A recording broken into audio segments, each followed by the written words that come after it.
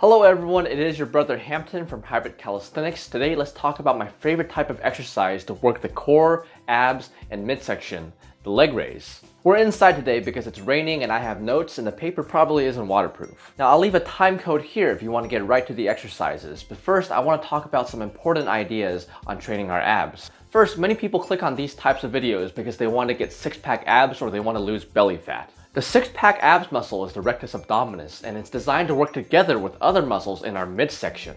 These muscles are designed to work together as a part of a chain, so we should train them together with large compound movements like the leg raise. Second, I know a lot of people do high repetition crunches or sit-ups to tone the stomach and reveal six-pack abs. This idea of spot reduction, like doing sit-ups to burn belly fat or doing push-ups to burn arm fat, is not possible as far as we know. We lose fat throughout the body with diet and exercise. Some people store more fat in their arms, their face, or their belly, but that's up to genetics.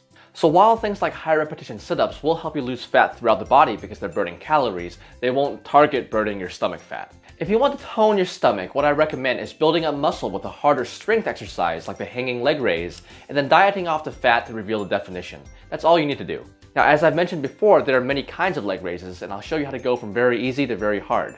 You find a version that you can do comfortably and safely, and you work it until you hit a preset goal of sets and reps. When you do, you move on to the next harder version, and you rinse and repeat. It's very simple.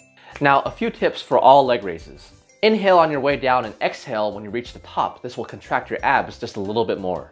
Suck in your stomach while doing sets of leg raises by trying to bring your belly button closer to your spine. You can train this muscle, the transversus, separately, but you might as well do it during leg raises. For every exercise, I don't recommend eating beforehand, but especially with leg raises. This kind of distends the stomach and you don't feel comfortable doing it. Do every repetition slow and controlled. 2 seconds on the way up, 1 second hold, and 2 seconds on the way down. Momentum just makes you weaker.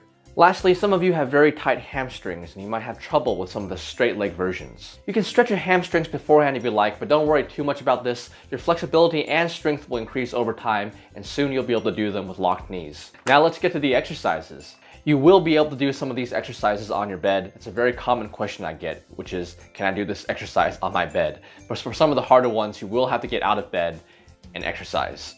The first is a knee tuck. It's a fairly gentle exercise that you can do on the edge of your bed or in a chair. Aim for 3 sets of 40 before moving on. How we do this is we practice them until we can do 1 set of 40, then we add on a second set and do 2 sets of 40, and finally a third set and we move on when we can hit 3 sets of 40. The next exercise is a knee raise. Generally, leg raises are easier the more we bend our legs. Keep your knees bent around 90 degrees and aim for 3 sets of 40. Don't go all the way down and touch the floor with your heels. Instead, maintain tension in the midsection by stopping about an inch above the ground. Next is a bent leg raise. This is very similar to a knee raise, but here the knees are only bent about 45 degrees. Aim for 3 sets of 35 before moving on. And fourth, we have the standard leg raise. To do these properly, your knees have to be locked. Go slow and aim for 2 sets of 25. For the next progressions, we'll kick the difficulty up a notch by doing leg raises while hanging. You can hang from a pull-up bar, gymnastic rings, or a rafter. Just make sure it's safe and stable. We'll do hanging knee raises until we can do 2 sets of 20. Then hanging bent leg raises until we can do 2 sets of 15. The progression standards are getting lower because the exercises are getting harder. And at last, we have the hanging straight leg raise. This is a great exercise that you should practice, so go for at least 2 sets of 25. After that point, I would start seriously experimenting with isometric core exercises. When we're pushing or lifting things, the muscles in our midsection often have to work isometrically, so we should train them that way. You can start with an L hold. Keep your legs locked and try to focus on contracting your abs strongly enough to bring your legs to your face. Eventually, this will become a V hold. At that point, you can start experimenting with an isometric hanging V hold. In the isometric holds, we're working at core at maximum exertion. Bring your legs up slowly, and when you reach the point of maximum exertion, you won't be able to go any further. Hold that point for 6 seconds and repeat this 6 times per training session.